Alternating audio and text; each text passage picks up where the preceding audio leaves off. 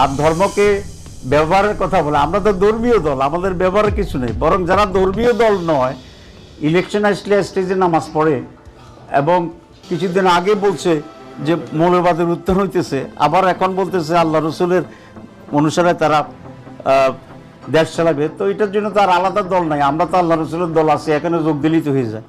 বহু জায়গায় অধিকাংশ কেন্দ্রেই ভোট কনস্টিটুয়েন্সিতেই তারা হুমকি ধুমকি দিচ্ছে, মারধর শুরু করেছে এবং কেন্দ্র নিয়ন্ত্রণ এবং দখল করার মহড়া দিচ্ছে প্রকাশ্যেই অনেক জায়গায়।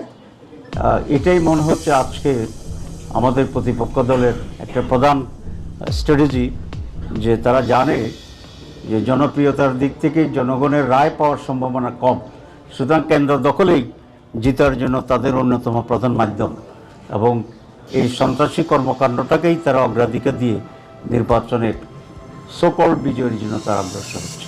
এখানে আমাদের কথা খুব স্পষ্ট যে নারী পুরুষ যাই হোক, নির্বাচনের সুষ্ঠু পরিবেশ বজায় রাখার জন্য সবাইকে চেষ্টা চালাতে হবে এবং সবাইকে দায়িত্বশীল ভূমিকা পালন করতে হবে। নির্বাচনে যদি 18, 24, 14 মতো পুনরাবৃত্তি ঘটে, তাহলে সেই নির্বাচন কখনোই গ্রহণযোগ্য হবে না।